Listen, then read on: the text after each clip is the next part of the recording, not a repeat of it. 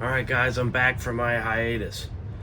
So it's been about 2 months since I've last posted a video. I've been so busy between, a potential new job and relocation, and a project boat that I purchased. I got rid of the 10-foot mini boat and I bought a 14-foot flat bottom, and I'm putting I already have it, a 23 horsepower surface drive on it. So I'm basically building a big version of that mini boat so I can still hunt some of the places that I go, try some new ones, etc., and be able to take more than just myself. So anyways, I know a bunch of folks have asked me to do some breakdowns of the active steel shot load and the turkey load. They were the most interesting, I guess, and most people would agree with that, since that's what I got the request for. Now, this box is pretty beat up. I think there were 10 or 11 in here when I got it. I bought it because I'd never seen it before. I was pretty excited to add it to my collection. You could tell it was definitely in a blind bag or backpack a couple times. Still some mud right there from whoever used it.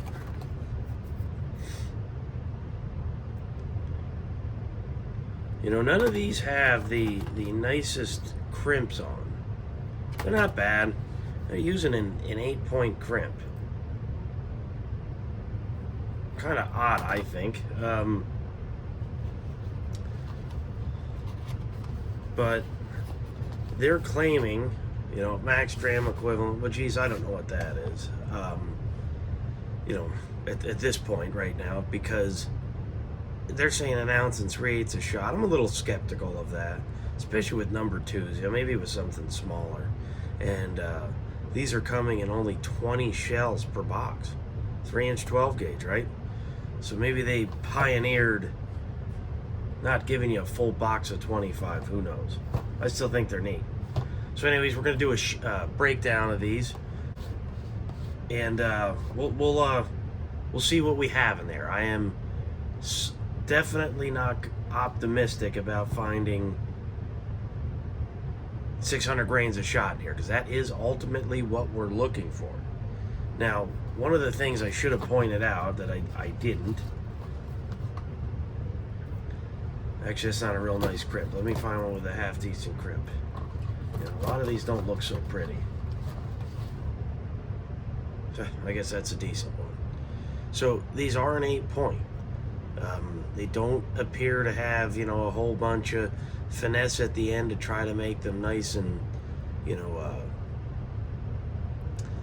curved, as you would see on, a lot of newer shells, stuff that's made with maybe Italian tooling, or I guess even the Turkish have hit that market at this point. But, it's mostly square at the end, but it is still smooth. I would imagine it would feed in almost anything.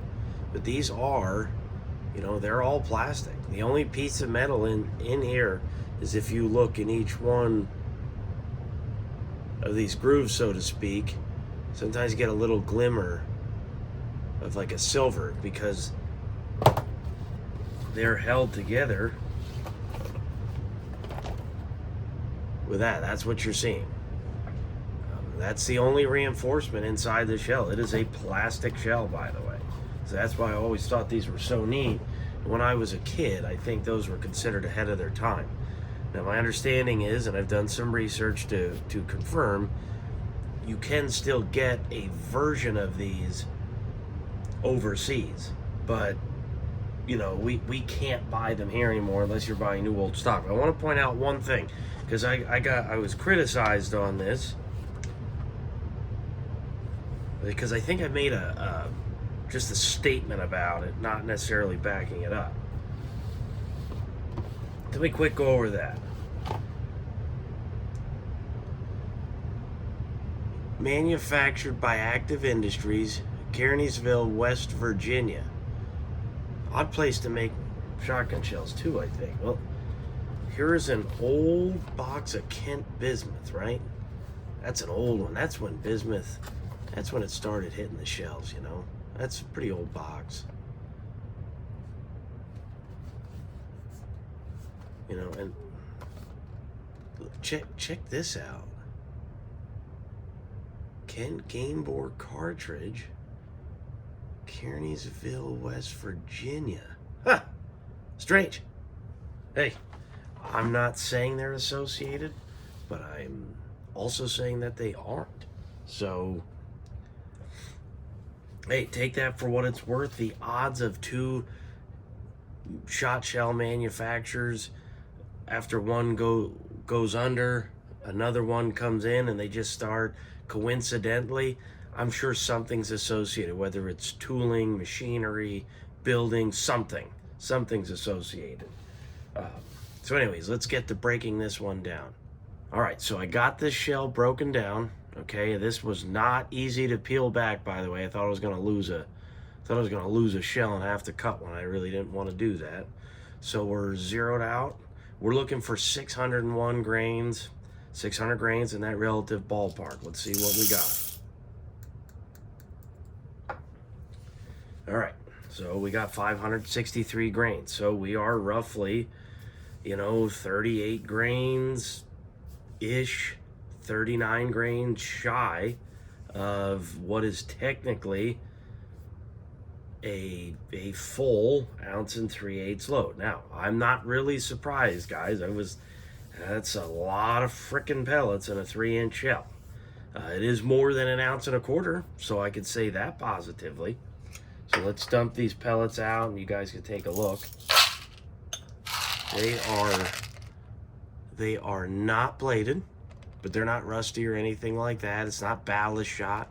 It is nice.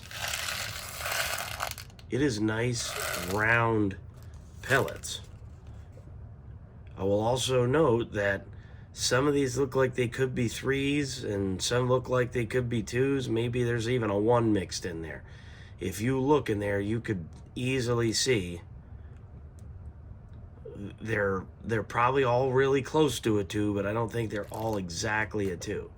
This isn't some junky, ugly ballast shot. It is pretty nicely round shot. It is not perfect, but I would give it a 90-95%. It's pretty nice shot. It's definitely slightly inconsistent in size from what I can tell, but not awful. All right, let me pull the wad next. But you can also see, look how nice the print is on these. It really holds up. They did a hell of a job. I don't know what it is. All right, guys, I got it out, and let me tell you, there is so much memory on this darn plastic. I had a hard time getting this wad out, and I mean it was hard. Although this wad is so damn rigid and tough that all it did was take some marks from that pliers, grabbing it and yanking it out. But this is one tough wad. You could tell it's pretty deep in that gas seal section. A lot of room to fit powder in there, so I don't know why they didn't lower that a little bit if they really were trying to get that 1 3/8 ounces. It's really thick. I mean, it's a really thick wad. It's well made. They knew steel shot could damage a barrel, and they put some extra effort into it, no doubt about it. Well, let's weigh that for almost 45 grains. All right, let's see what kind of powder we got in here.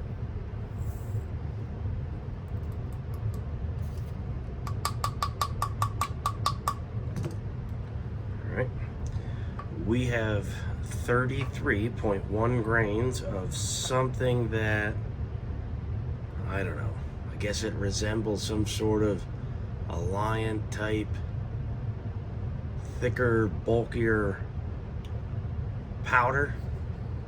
So 33.1 grains of that. And I'm not quite sure what type of primer they're using, guys. I'm sure it's something European. I don't know, is it a Fiocchi or something like that? All right, I had to pull out a big light just to show you guys the primer. You can see there's a little piece of paper over, kind of like a Federal. I think over the flash hole, that is. I think I can't remember if Fiocchi's are that way. I know I have some in my cabinet, but I just didn't open it and look. So yeah, that's the primer. Here's the hull. Pretty interesting load, not much to it, right? Primer, hull, powder, wad, shot, and crimp it up with an 8-point crimp, which would be not the one I'd select if I was putting these together, but hey, nonetheless, that is the breakdown video of the active duck load. The next one I'll be bringing is the turkey load, so stick around for that one. Should be coming out in a week or two, and I'll keep you guys posted on where I end up. With that being said, I'll also, if everybody's happens to be interested, maybe I'll show them that new 14-foot duck boat build as well. Got a blind motor and everything set up on it. Looks really good. I kind of built it on a budget, but I think it's going to end up being a pretty good duck rig this year. All right, guys, thanks for watching. See you around.